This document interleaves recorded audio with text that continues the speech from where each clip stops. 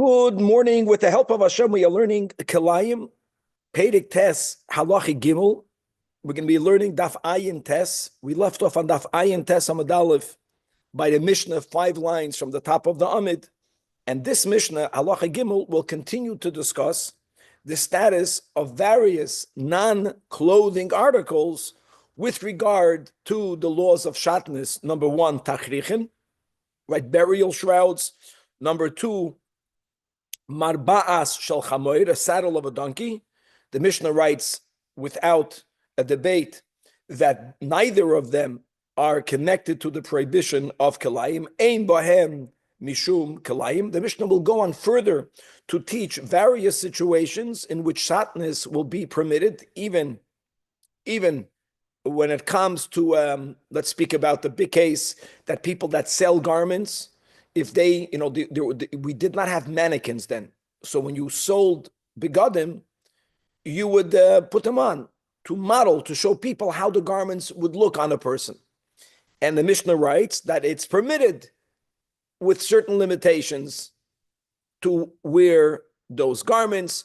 This will obviously be very problematic, especially coming off the sugya that we learned yesterday when we quoted Shitas HaRambam, that differentiates that by a beged, whether it's because there is a place to put your head in, whether it's because there are sleeves, once that which is on you is classified as a garment, no matter the intent, it's always going to be prohibited if there is kalayim in it. Only when you are draping something on you, that means that you're not wearing it properly, like a towel. It's not made to begin with to be a garment, or even if it comes, let's say, to a jacket, if you don't put your hands through the sleeves, you're just putting it over your shoulders. That is where it depends on your intent. And indeed, we will see the various Rishonim that read the Mishnah according to their opinion differently. Now, the Gemara will begin, obviously, we're speaking about Tachrichin, so we're going to touch upon a couple of very important topics. Number 1, the debate whether mitzvahs betelois la'asad lavai, whether la'asad lavai is during Tchiyas HaMesim, or even maybe at a time after that. But at some point, will mitzvahs be batal? That will be connected to the topic of tachrichin, shatnez. We're going to touch upon loyeg l'rosh, even though the Gemara doesn't mention about loyeg l'rosh, which literally means do not mock a poor person. And that is used by Chazal as an example that one may not enter a Beis HaChaim, a cemetery, with one's tzitzis exposed. We will see how this will also tie into our topic. And we will begin today a lengthy Agadata discussion regarding to Rabbi and also Rabbi Chia, which will be connected to the topic of Tachrichin. A lot that we will learn today, we also learned in the Ashkafta de Rabbi Sugya, Ksubas, Bavli Ksubas Daf Kuv Gimel. However, as we already had before, and the few times we had Agadata, especially in Masechta Brachas, Yerushalmi, that there are various stories that, number 1, when they are recorded in the Yerushalmi, they are recorded in a much briefer form. It's more bekitzer, and therefore some details that are omitted, we can read them in by quoting, and as we will read some parts of the story as they are recorded in the Bavli.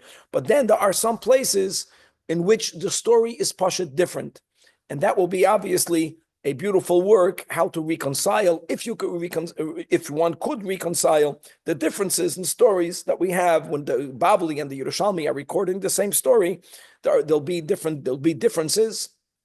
And one of the topics that we will automatically touch upon in the story and the Agadata part of beginning with what happened before Rabbeinu HaKadosh passed away, and when he passed away, again, this is known as Ashkafta de Rebbe, the passing of Rabbeinu HaKadosh, is there is a machloikas over here, whether during Tchiyas HaMesim, when Hashem is going to rebuild the human body, whether they are going to come back with the Tachrichin in which they were buried, or Hashem is going to miraculously bring them back to life and will make clothing for them.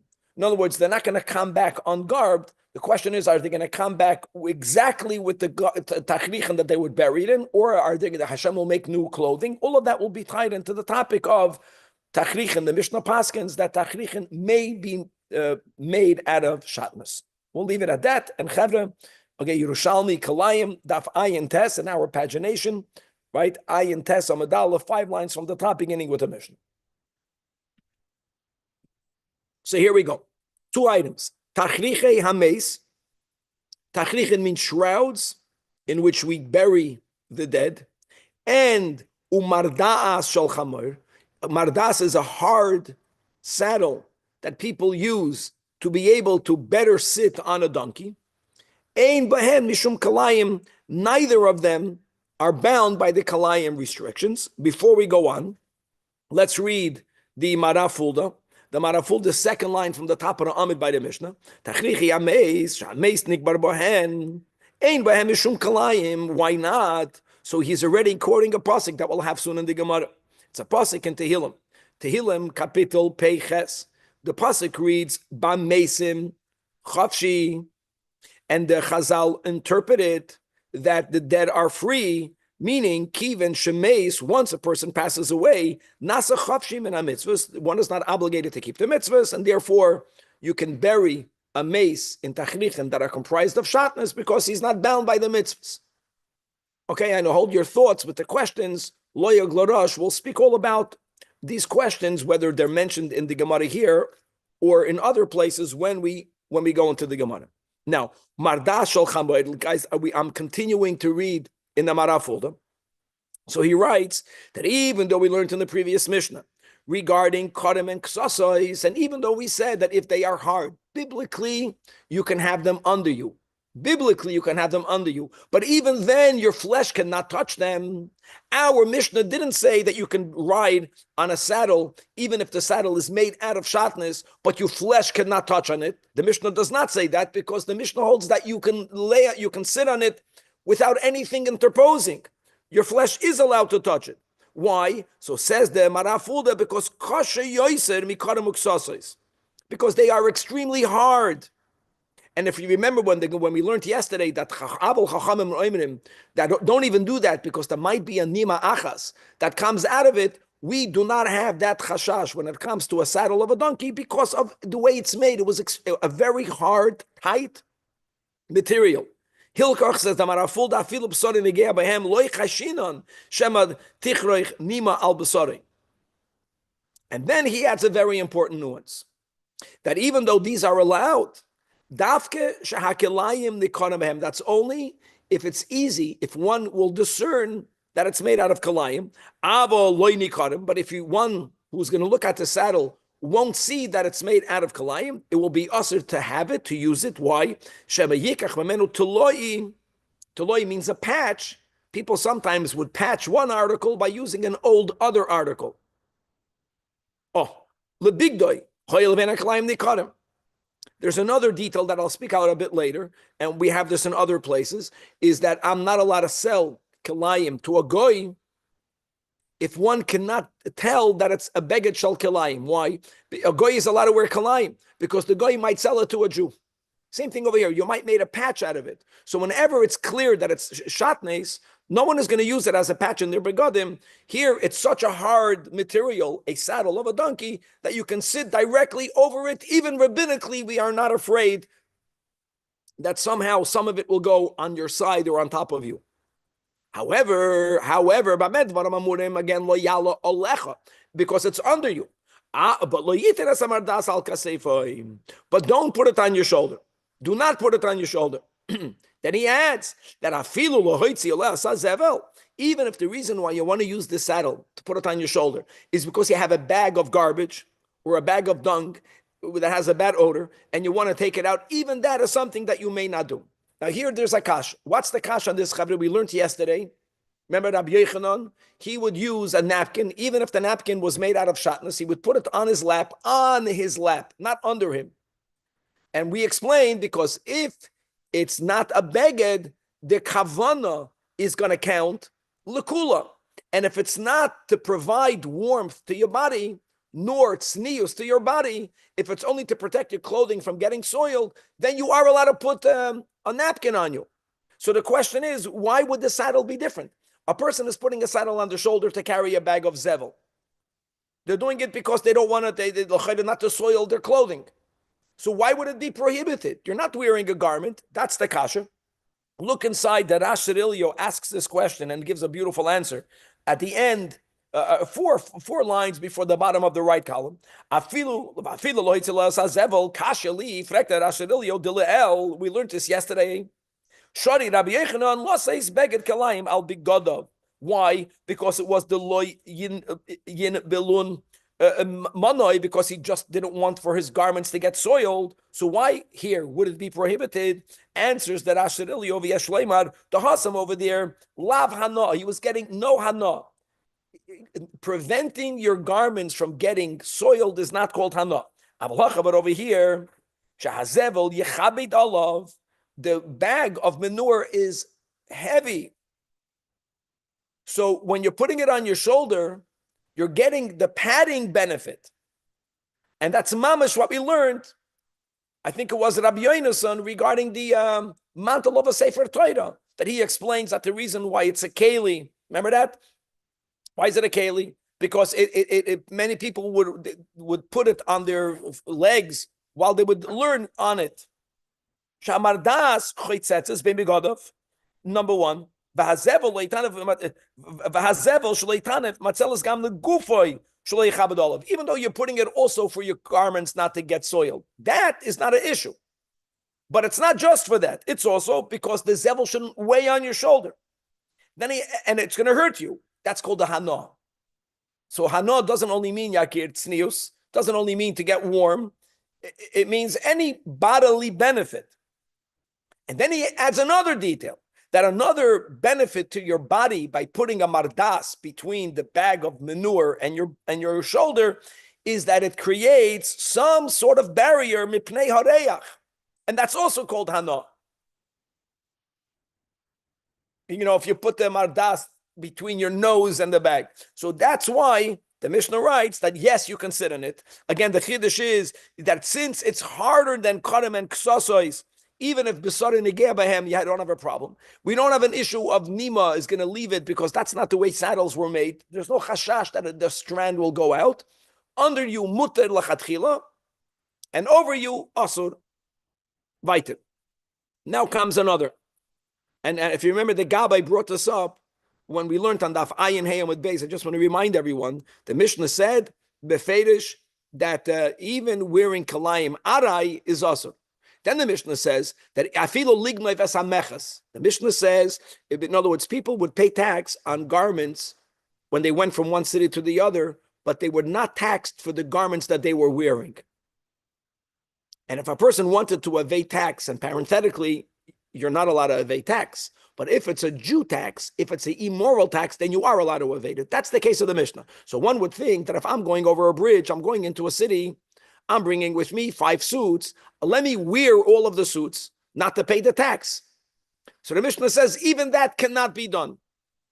Even that cannot be done. Even though your kavana is not to keep your body warm, not to keep your body cold. Your kavana is just to evade tax. So that's what we were saying, Shita Sarambam, that wearing is always asur. Remember that when you read now the Mishnah, that will be very problematic.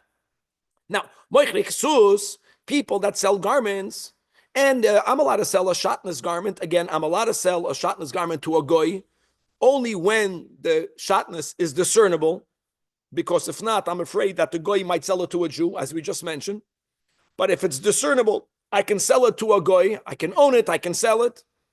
And the way people would sell it then, they didn't have mannequins, is that sometimes they would model that garment, they would put it on them. So the Mishnah writes in our version, as long as they don't intend to have hana. Like if it's very hot and you're getting sunburned and you're modeling a garment with long sleeves and you're benefiting that your hands are not getting burned. That is not okay. Or if it's cold or rainy, so you're protecting your body from the cold or from the rain. As long as your kavana is okay, in other words, it's only to model the garment, then you are allowed to do it. So here we got ourselves a problem. So I want to give you 2 general approaches. First of all, in the Rambam, in Hilchos Paraduma, in Hilchos Kalayim. In Hilchos Kalayim, which is in the beginning of Zeroim, even though Zeroim is about, Zirei plantations, but that's where the Rambam also includes, like we have in Shas, like Rabbeinu HaKadosh included, that Kilei Bigodim is in the Rambam Hilchos Kalayim. In Perek Yud, And halacha yutches, when the Rambam writes that afilu lignoiv es hameches, you're not allowed. So the Kesef Mishnah asks the contradiction between that and this. Danny, that's for you, the Gabbai. And the Kesef Mishnah insists that the Rambam's girsa in our Mishnah, our girsa is moichrin kedarkon. Moichrin kedarkon. The Kesef Mishnah read over there says that the Rambam understood that the way they would mannequin, the way they would model garments is only by draping it on them. And that is the whole sugya that we learned yesterday, that if it's not a beged, then your kavana makes a big difference. If one would only drape, let's say, a suit on their shoulders, they would be charged tax. The only way to get away with tax is to wear it properly. You're wearing 5 pants, one on top of the other. That's why the Mishnah says before, and Daf Ayin Hamud Beis, that it's also. That's the Rambam Shita. And here it must be, he says that you're not wearing it like a beged. However, not everyone holds like that. And let me tell you shitas of Tosfos, and I'm going to a Bavli Shabbos Daf Chavtes Amud Beis. Tosfos there asks this contradiction, Danny. And before I read the Tosfos, I want to just say that want to give an introduction. Listen to what he says in between the lines. There's a machlokes Rabbi Yehuda and Rabbi Shimon. Davar she'ein eschavin. Rabbi Yehuda holds asur. Rabbi Shimon holds muter. Davar she'ein eschavin. So Tosfos understands that the Mishnah here and the Mishnah of Lignoi Vesameches are following two different Tanoim.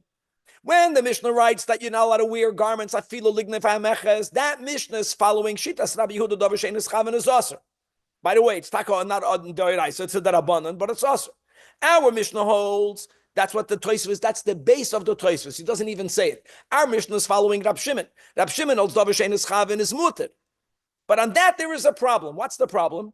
Psikresha. By psikresha, even Rab Shimon holds it's asur.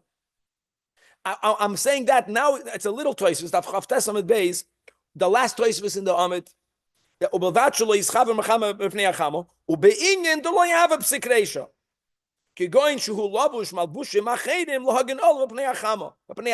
words, if a person, let's say he's getting baked by the hot sun and he's going to sell the Tosfos holds, they wore it properly.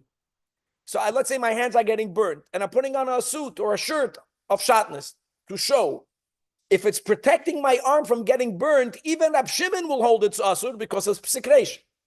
Must be that I have another shirt underneath it. Or if it's very cold, it must be that I'm wearing enough garments for me not to be freezing or for me to be warm. Because if, in other words, the premise of the Tosfos, he has to address psikresha, is to hold that our heter is based on Shitas Rab Shimon, and therefore the Mishnah of the evading tax is following the Shita of Rabbi Yehuda. These are the two general approaches. The Rambam's approach is much better. The problem with the Rambam's approach is the girsa. Because when it says moichran kendarkon, l'Rambam, it's almost ikir chasem in a-sefer. According to the Rambam, the only reason why it's mutter is because they didn't wear the beged properly. Okay. Having said all of that, whether it's our Mishnah's following Rab Shimon, no psikresha. Whether we're going to go shitas Rambam that our Mishnah is speaking about, you are only draping the garments to model them. And therefore, when it's only loyala alecha, there has to be some sort of hana. Havana is tantamount. No matter Rabbi. what. Yes.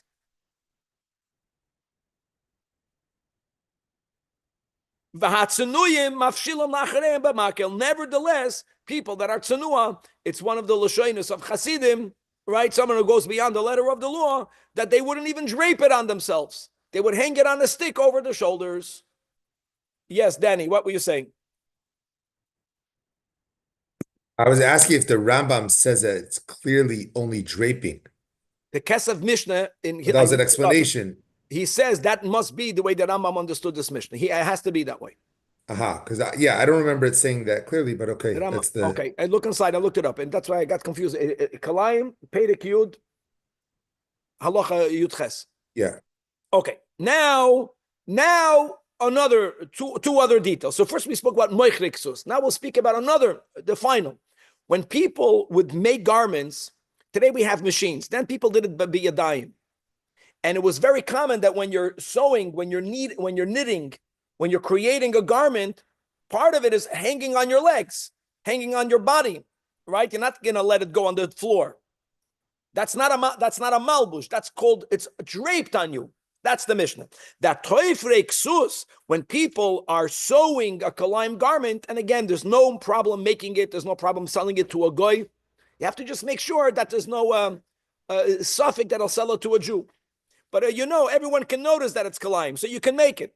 So you can be toifrei ksus, toifrim kedarkam. Kedarkam means I don't care if it's draped over my legs because I'm not wearing it. And my kavana is only, I'm just making a garment. It's not lahanoas gufi. But again, and here again, even though that it's mutter, they were toifrim, making the garment only lay on the aretz, ba'aretz, not having it draped on top of their legs, even though me'ikar adin it's mutter. Beautiful. And coming back to the opening of the Mishnah, first case of the Mishnah was tachrichei hameis, and the Mishnah says tachrichei hameis ein boy mishum kalayim. So what does that? We already read this in the Mara folder. Tachrichei hameis, and the Gemara quotes a pasuk in Tehillim, Kapitel Peches, right? It says ba'meisim chavshi chveis kamei chalolim sheichne kaver. So ba'meishim chavshi, what does that mean? Kivin sh'adam meis, the moment a person is halachically no longer alive, nasa chavshi min ha-mitzvahs, he's freed from the mitzvahs. And therefore he can wear shatnez. Now, let me tell you the challenge. Challenge here is like this. Oh, sorry, what about the person selling it? He's getting hana from... No problem, you can have hana from shatnez. That's what we keep on learning. That was the beginning of Perek Ches. The only issue of hana by all kalayim is by kilei akerim. Now, look inside. Here we got I'm challenged with this. Look inside the Rash Rilio on the left side, in the beginning of the Gemara, around 9 lines from the top, because when you read it, everything makes sense. When the person is not alive, why should he not be allowed to wear shatnez? He's not living. He's freed from the mitzvahs. So he right away goes into a topic that actually today we'll see a subject to a debate. And what's the topic? Is that my issue is not that he's buried with a tachrichen. I know that. There's another issue. There's a machloekes amiroim that we'll have today, that by tchias hamesim, when Hashem is going to rebuild the body, no one will come out of the ground naked. The question is, will Hashem reconstitute the tachrichen that they were buried in, or whether they're going to come out of the ground with new begadim? Based on the shita that holds that they're going to come out of the ground with the begadim they were buried in, so it doesn't help to say that ba mesim chavshi, because when they're going to get up by tchias hamesim, they're going to get up with kalah. They're going to shalom aleichem already violating a mitzvah. So how is that allowed? So that must be based on another shita that mitzvahs betelois la'asad lave, referring to tchias hamesim. That's the Rashi Rilio. Nase chavshim in mitzvahs. The Sfira lay, whoever gave this answer in the Gemara must hold the mitzvahs betelois la'asad lave. Dahainu, that you write the Rashi Rilio, that kishiyamdu hamesim, when they're going to get up, bilavu shehem, in the garments they were buried in, ein behem isur kilayim, etc., etc., etc. Okay, now my problem with the Rashi Rilio, which I don't understand, why does he have to say it? I have no idea. When we're going to have today many people that hold that Hashem is going to remake new garments on the person. Oh, Bechlal, the Rebbe in Chassidus, and the way the Rebbe explains that no one holds that mitzvahs will be batal asad lavi. That's the Rebbe's opinion. No one holds it the way it sounds, because one of the Yud Gimel midos, one of the Yud Gimel ikrim of the Rambam is that mitzvahs are a manifestation of the will of God, and just like God doesn't change, His will never change. The mitzvahs will always be there for the Jewish people. The mitzvahs betelis, the way the Rebbe explains it, means is that since there won't be any yetzer hara, there won't be any type of challenge in keeping the mitzvahs. It's going to be the most natural thing. That's the meaning, that at that point, when Mashiach comes, we're still going to have the yetzer hara.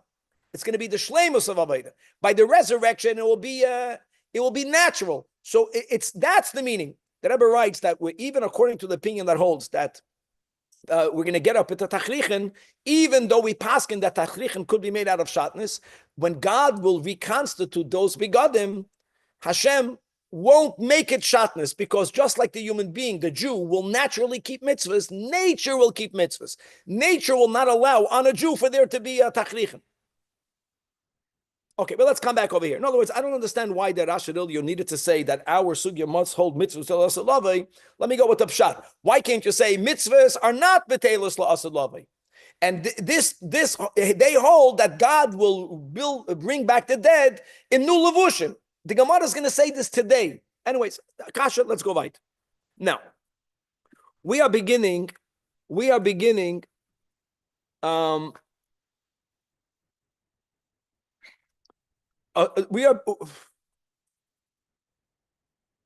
Before we go, I want to add one more thing. One more thing. I'm happy I remembered, and that is, forget about the resurrection. Forget about the resurrection. Do you know that today, when you go into a cemetery, which is a goyish word, when you go into a Beis HaChaim, do you know that you're supposed to cover your tzitzis? You're not supposed to go with your tzitzis exposed. We're not allowed to keep mitzvahs in a cemetery. Even the Dvar Torah that you say by a gravesite is problematic. Like, what's the heter? Why? Because lo yaglarosh. So forget about the resurrection. You're taking a person, a Jew, the whole life they were not allowed to wear shatnez. When they're caught wearing shatnez in the fancy suit, we just learned that if a shatnez doid, I say in the shuk in the market, they should take off their pants. There's no greater mocking a Jew when he passed away. Now you can be buried in shatnez. Why is that allowed? The Gemara here doesn't ask that, but I'm going to Bavli Nida Daf Samach Aleph Amid Beis. So Toisvis under the Gemara, Divrei Hamaschal Ava Oisa Oisam Tachrich Lameis asks this question: Vim Toimar V'Ha'ika Lo Yeglarosh Shel Avishay B'Davar Ha'asam Umara Lo. You show the mace who's aware of what's happening around him, as we see in Halacha. Forget about Kabbalah. She'ein Lo Oit Chelek B'Mitzvahs. So there's two. There's a big Tosfos. I'm just going to quickly quote two. The Rashbam, Tosfos quotes the Rashbam, even though it's an Ida. So he says, "Uber Rashbam, the ein by Isur, afilu lachai." One second.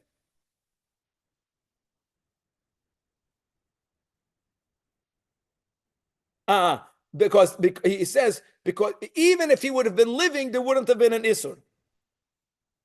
Why? Because we just learned that if you don't have Hana'ah, when you don't have Hana'ah, it's not a problem. He doesn't have Hana'ah. He's dead. And even a living person without Hana'ah would be allowed. Now, this goes back into this whole thing that we spoke about. That Rambam says that when you're wearing a beged, even if you don't have Hana'ah, whoever had the schus of participating even only once in the preparation of a burial, is it a beged? Okay, you can say it's a beged. You can maybe say it's not a beged. It's a little bit spooky. You know, the hat cover has no place for the. It's just like it's like a sack over the head. There's no place. There's no need to look out. So anyway, that's the Rashba. And I'm going to go back to Umefarash Rabbeinu Tam. The Rabbeinu Tam rejects that, and the Rabbeinu Tam says that's Guys, listen to these words. Only by tzitzis. It's really not only, but what's unique about tzitzis? Mishum the shkula keneged kol hamitzvos.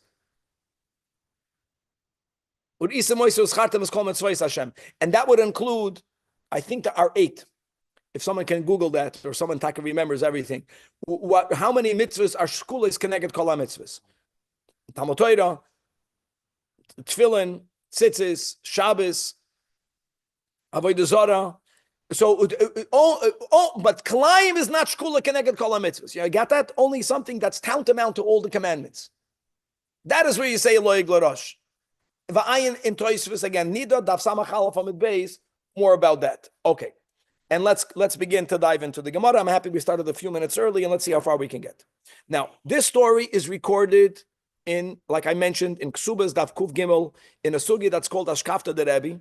It's amazing how the Gemara here and the Gemara there completely organizes it different. Truth be told, we are beginning now with Abraisa.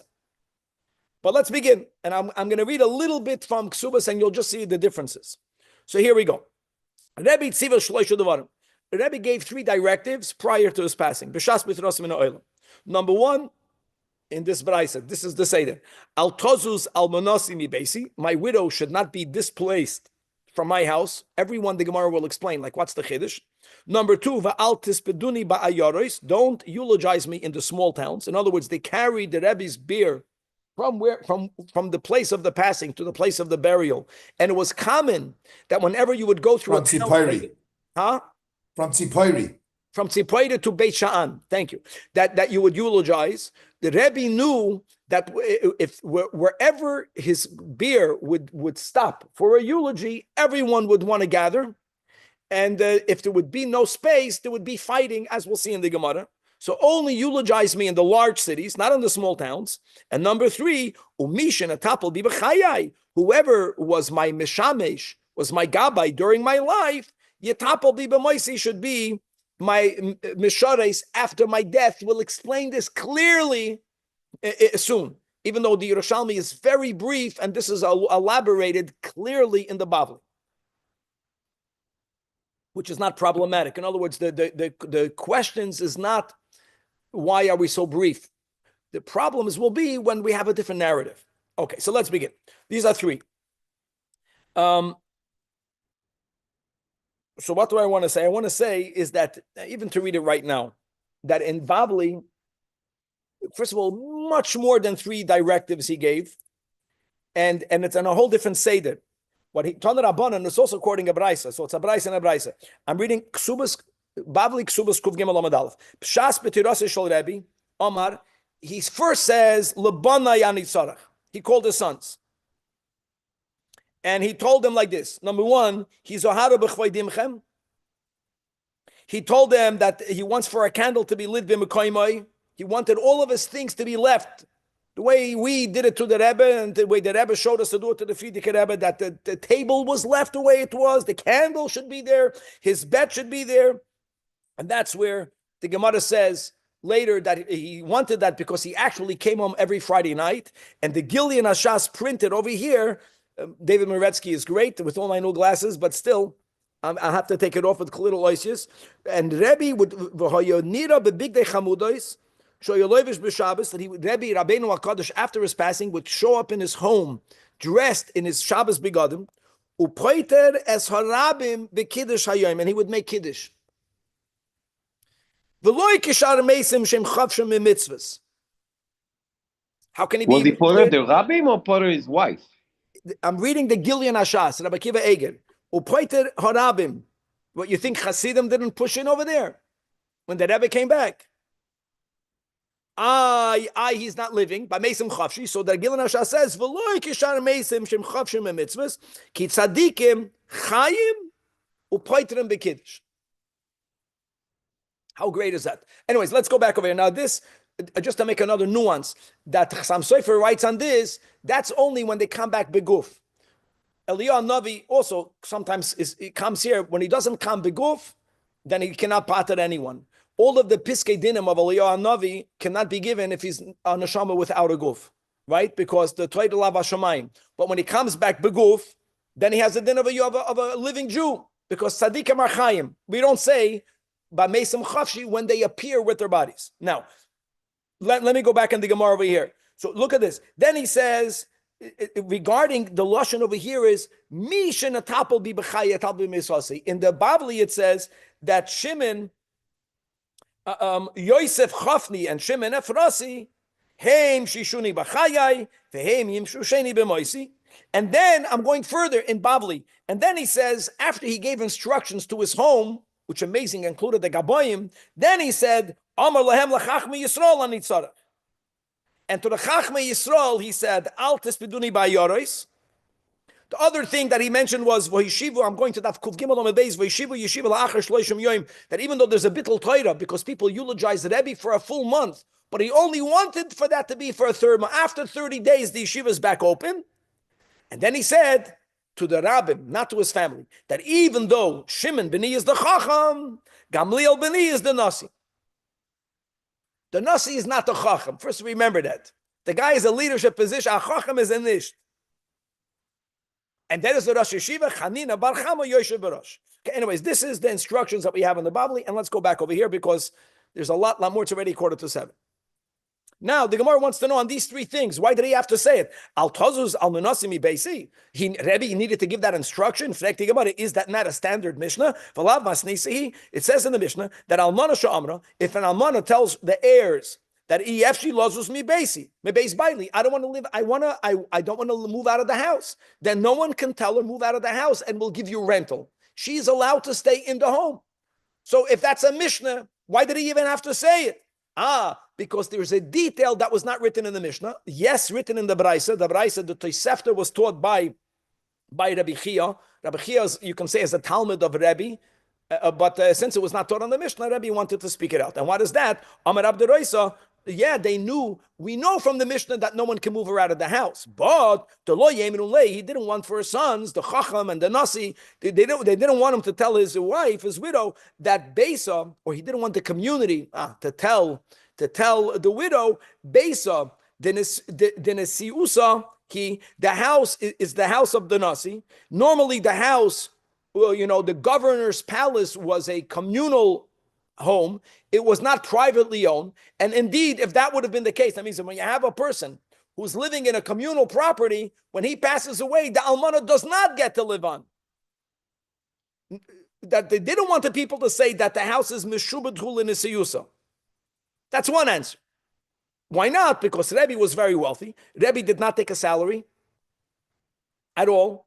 Rebbe was, the Gemara says in Babli that the Rebbe's, the one in charge of his horse stables was wealthier than the Roman representative in Tiberia. Rebbe was very, Rebbe was very wealthy. He didn't take a salary, and therefore the house, he lived in his own house. But everyone knew that. That's the problem with the answer. So Amar Rabbi Lazar. Bar Yois, I'll give you another answer. Like I mentioned, it says in a Braisa, the Braisa wasn't known, that Darabah bought him, that it's not only that the Almana stays in the house, she lives in the house, just like she lives when her husband travels, which means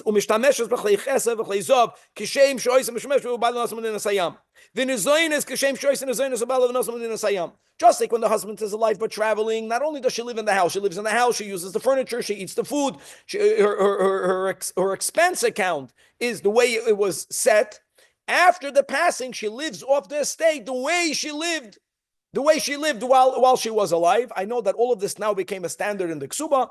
Evidently, it wasn't so clear in the times of the Tanoim. Rebbe did not include that detail in the Mishnah, even though he's quoting a Braisa. Rebbe wanted to make sure that that's going to happen. Let's go weiter. We got to move. Dafayin Testament base. The next instruction, the next directive that Rabbeinu HaKadosh gave is Va'al tispeduni ba'yorois. Why? Mepnei ha'machloikes. So the top Marav Fulda says something. Whoever had the merit to be in 770 with the Rebbe understands it's very clear that the downside of being in an environment with a big tzaddik is that there's going to be fighting because everyone wants to see the Rebbe. And it was so the paradox of you're in the holiest place in the world, you're in front of the holiest Jew in the world, and what are you doing? You're fighting. In the Beis Hamikdash, the Kahanim would race up the ramp, and then one person threw the other person off right in front of the Kodesh HaKodshim. How does that happen? It happens. So he understood that in all of these small towns, in the small towns, there wasn't a gathering place in which everyone would fit. What would happen? They would come to fight. So he would rather people not to fight. There was once the Rebbe, if Abrengen said, when he saw two people fighting, that he should stand up and leave. Okay, let's go right. Number 3, that the third directive was, whoever served me, the Rabbi Groner, the Rabbi Charikov, should be in service of me after my passing. Now the Gemara explains in brief, and I'll tell you what the Gemara says in the Bavli. Who was he referring to? Yosef Efrasi to Yosef Chayfanim. Now who did we read over here in the Bavli? You see the problem? I'm going to the names. That's a problem. Yosef Chafni Shimon Efrasi. So that's a problem. Okay, these are one of the problems. But let's go over here. Now, I want to say like this, that Asherilio fills us in what the Bavli says. And let me say it by heart because we're late.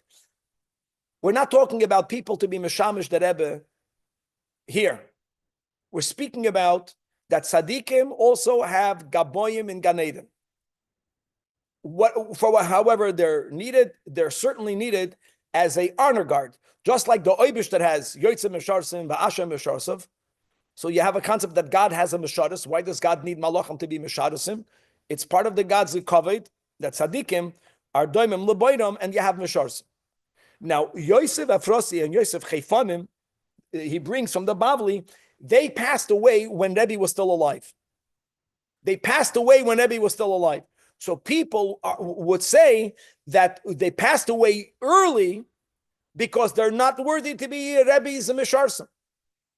In other words, it's a given that if the Rebbe's, Rabbeinu HaKadash's, Misharsim, Gaboyim, if they would have outlived him, then it's a given that when they will pass away, the way they served the Rebbe while they were here, they'll have the schus to serve the Rebbe over there. But since they passed away early, people thought the reason why they passed away early was because they're not worthy of being his Misharsim. So he wanted everyone to know that they will serve me in the world to come. How great of a schus that is. Maybe it was באופן של והכינוסי. הכנה. Yeah. Mamish.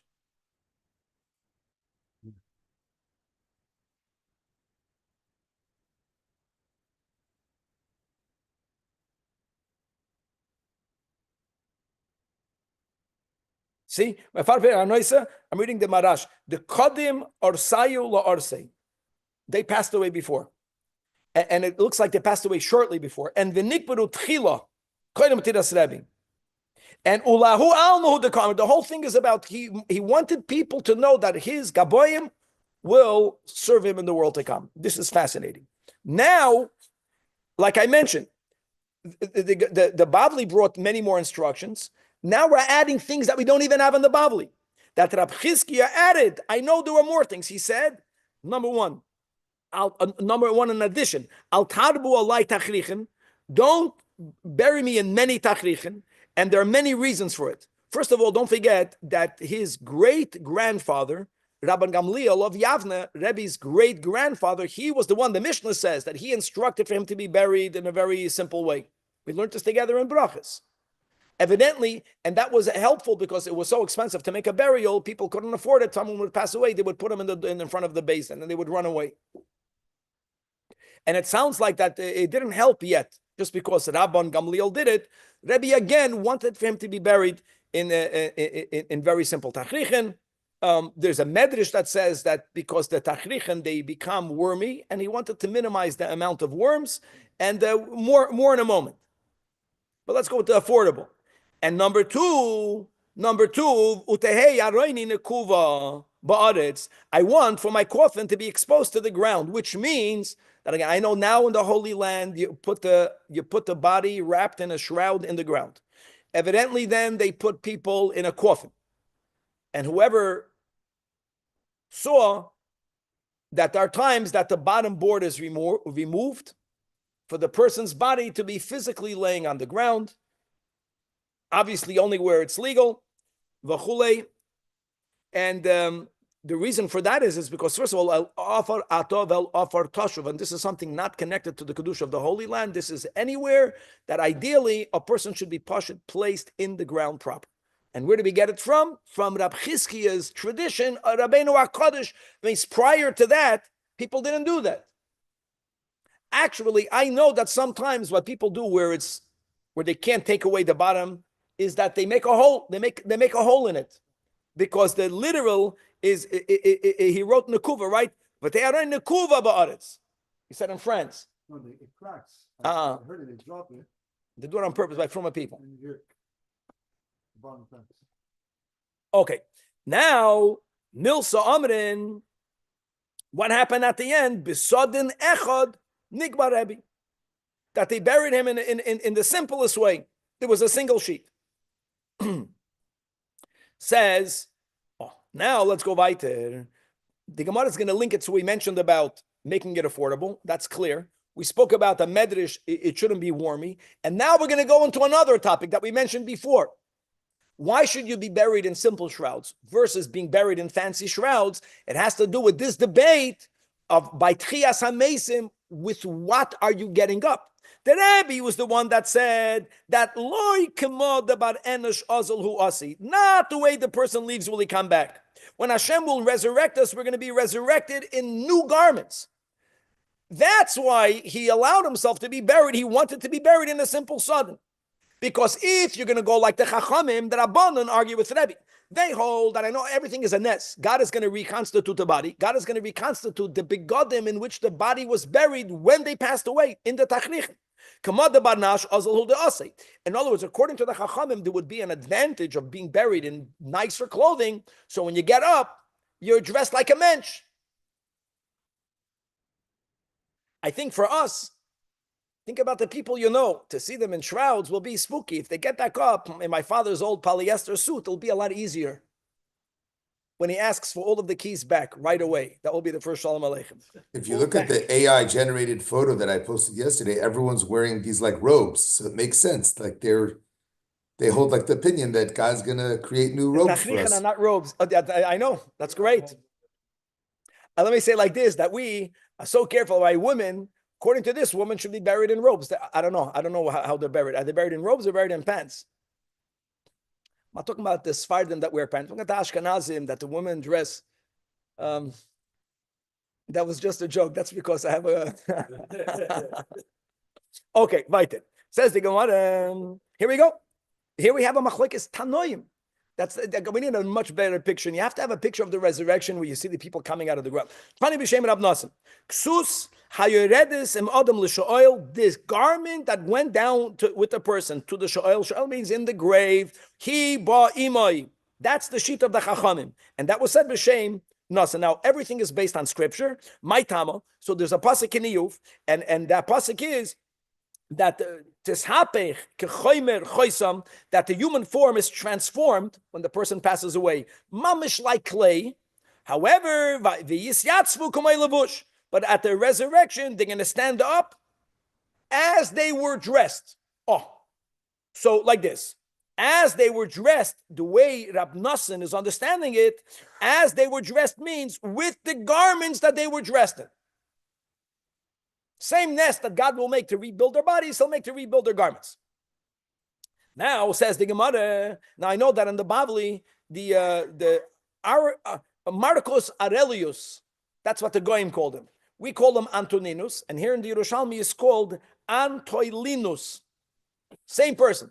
He ended up becoming the actual emperor of Rome, even though he was born in Tiberia. And as the Gemara Bavli Avodah Zarah Daf Yud speaks about how Rabbi HaKadosh's mother nursed him once, chalav metame, chalav metahir, right? Because they had the gezerah not to do circumcision, and they were friends, Rabbi's mother and this future emperor's mother. And when the police came to check up on Rabbi to see whether he's circumcised, that's what they would do. So they switched the babies. So Rabbeinu HaKadosh was in the possession of this Antoninus, and while she was in, and he was not circumcised, and here you have a Befedish statue of him, and while he was there, he got hungry, and Rebbe HaKadosh's mother nursed him. And that's why eventually he became a convert with the whole Sipur. So let's come back over here. So he asked Rebbe, Mahu, you Rebbe you hold that the dead will not get up with their tachlichen. This guy knew the pasuk, but it goes against this verse. Ma'u tasapik k'chaymer chaysam, which is mashma that we hold before. So Amalei Rebbe says, no. It doesn't mean they're going to get up in the same garment. It means that Mishu Mevi Esadoid Humal Bishoy Adarabba, that the same God that is Almighty, that's going to make the body come back to life, that same God will make new garments on the person. And let's go right. There was a big minig then. How it worked, who determined, I don't know, that the tzaddikim were buried in white shrouds and the shoim were buried in black shrouds. That's so funny.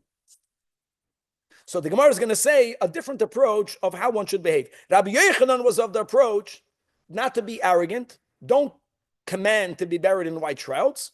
Command to be buried in gray. Nishtahen in between. Rabbi Yochanan mefaket, he gave mefaket is the instructions people give before they die. That al bushuni. Now look at this. Buririka. Buririka means gray. Why? Meaning loy chivrin v'loy ukamin. Not white, not black. Because mimanavshach. This is all back to that we're going to come back with our shrouds that we were buried in. So when he's going to get back up, he comes bein tzaddikim. Rabbi Yochanan, the great Rabbi, if I'm going to get up amongst the tzaddikim, I don't want to be buried in black. That's going to look very bad. Great, nishkaferla. Loy navas, I won't be buried. I'm not wearing black. And if I'm going to get up amongst the Rishoyim, see the Rishoyim are getting back up, then loy gavas, I won't be haughty. However, Rabbi Yoshia was a Talmud of Rabbi Yechanan. He had a different approach. He didn't want for his Talmidim to see, where do we have the similar story in the Bavli, guys? Rabbi Yechanan ben Zakkai, what did he say? Eini yodea be'ezeh derech malichin oisi. Rabbi Yechanan ben Zakkai, he didn't know. But Rabbi Yoshia mefakin, no, al bishuni chivarin, chafisin, not only white, fresh white, shkoyach. Fresh means tailored. Again, they held that they're going to get back up. He didn't want the baggy pants. He wanted the Chuvarin means bright white. Bright white. Amrulay. So they told him, "You're better than your Rebbe." Rabbi Yechanan said, "Great." Uma atov min abach.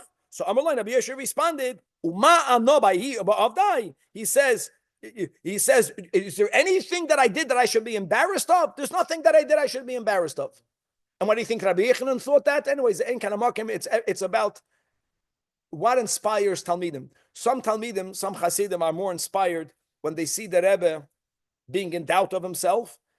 And some people, some personalities need a Rebbe in which they see that he's confident of being worthy. Rabbi Yirmiyah instructed that al bishuni chivar and chafisin. Yakir says not pressed, but bright white clothing. First of all, number one. Number two, that's not enough. Don't give me only tachrichin. That al bishuni bin narsai. Bin narsai means put me in my bekisha.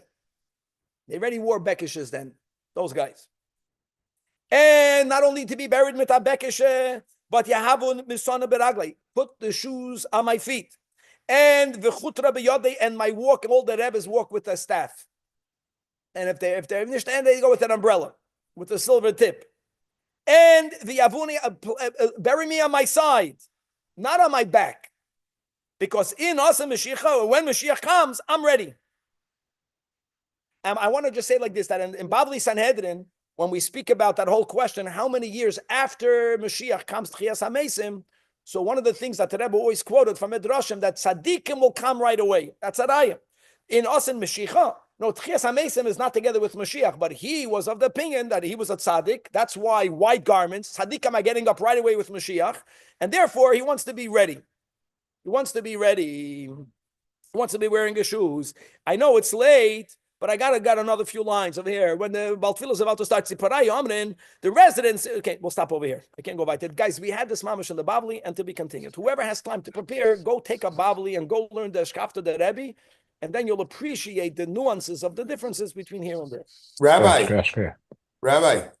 this story about him being buried with his shoes, doesn't this remind you of the famous story about the rich guy who left a letter that because he asked instruction that they bury him with his socks, and then afterwards they open the letter and you realize that they're not going to listen to you, everything you do in this world. Like there's a famous, it's not a real story, but you know what I'm saying? So they won't. The difference is, Danny, is that Reichman they didn't listen to, even though he was a billionaire. But Rabbi Yirmiyah they listened to. Right. So it's not a real Reichman story.